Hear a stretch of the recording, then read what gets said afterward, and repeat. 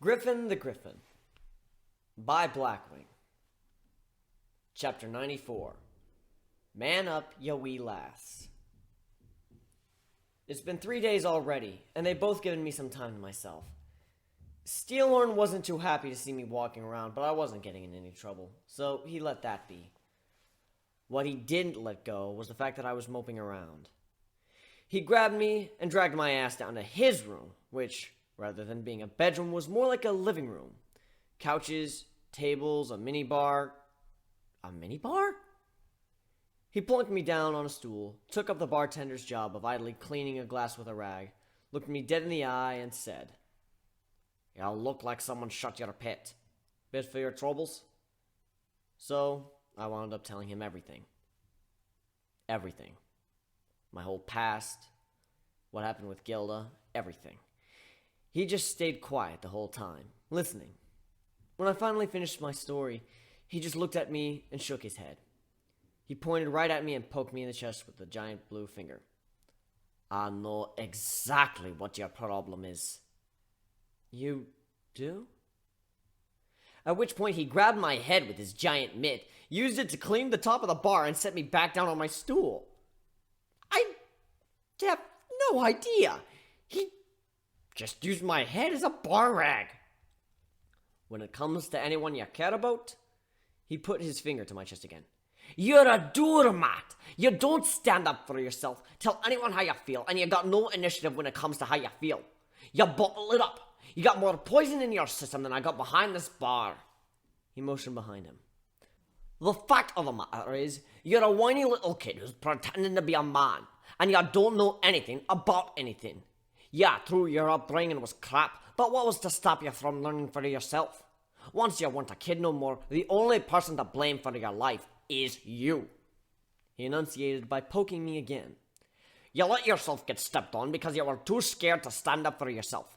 You're such a stick in the mud, the only way a girl can get you to loosen up and to stop being such a wee lassie is to get you drunk so you'd forget yourself. Alright, given the way she went about it was wrong, but can you argue with the results? If she hadn't done things would have just stayed the same. And you forget she was a slave, you know. She had to raise herself, and you don't see her whining about it. She don't know about the relationships neither, 'cause she never had it proper. She loves you, damn it, and she's just as bad at showing it as you are. So, she got you a wee bit drunk so you'd stop being such a pansy, and you flew off the handle. She broke my trust. Which was easy since you didn't trust her with nothing. Sure, you made her the captain, but you never told her nothing. You just kept it in there and blew up at her. You let her walk into unfamiliar territory and she stepped on a landmine. If you know there's a minefield, do you let your loved ones walk into it? No. Then what's the difference between that and the battlefield of love? I stayed silent. He was right. Sure, we have different positions on something, and I told her my position, but I never enforced it, and never told her the reason behind it. So she tried to push the envelope, and I had no idea how far she was pushing. Remember, she was an escaped slave. She lived a year of pain in the mines, escaped, raised herself, and she turned out all right. You got no excuse for being such a shoddy little lass. Be a man, quit hiding. You told me your entire life, but I ain't one that needs to hear it. She's your lass, and you ain't told her nothing." Steelhorn, I'm a moron. He's right. He's totally right. I'm such an idiot. I can't believe I flipped at them. Sure, they messed up, but it's my damn fault for being so stupid. I held it all back and didn't tell them anything. I just kept it all to myself. No more secrets. Yeah, but at least now you know. You gave her some harsh words, and they may have hurt you, but you hurt them a lot more with your stupidity. And one more thing. You're in this world now, lad. Time to get with the program. You're gonna have to deal with having a load of lasses gunning for you, and you can't shoot them all down. Set your standard. Tell them what it is, and don't let them push beyond it. You're right. And I'd go find them, but I already told them to screw off, so I don't think they'll be too happy if I call them to me so soon. I ain't gonna do it for you. This is your hole you dug yourself into, and you're gonna have to get yourself out of it. Yeah. This is gonna be a tough pill to swallow. I'll go find him. Gilda and Nadine to room 307. Gilda and Nadine to room 307. I was lying on a large pillow in the room, by the far wall from the door. When the two of them walked in, their look was blank when they gazed at me. A look I know all too well. They killed their emotions, which means they're trying to stay calm. Better get this done and over with. Alright, now that we're all here, let's get this over with. Gilda, I'm sorry. You were doing what you thought was right to get me to open up, and I snapped at you, all because I'm too much of a pansy to open up and tell you about my past, and I let you walk into an emotional landmine. Nadine, I'm sorry I snapped at you too. I know your attraction is purely physical, and what you did was wrong, but I overreacted. And I know I said I didn't want to see you till your estrus was over, but this is something that cannot wait. It's time. You mean? I am going to tell you both everything. I'm going to unload so much emotional crap on you. I'm going to give you everything, and then you're both going to do the same to me. Gilda, I want to hear about your time as a slave, and the mines, and then living on your own. All of it. Nadine, whatever you've got on your chest that you want to get rid of, now's the time. The fact is, I care about you both, and you may have hurt me, but I didn't give you any warning that you were going to. All I did is tell you my stance, and when you tried to change my mind, I snapped. Gilda, you had your everything taken away from you when you got caught, and I know I'd feel terrible if I did something that hurt you because of your past, even if I didn't know about it. So, here we go. At least your parents loved you! I screamed. Well, at least you had parents!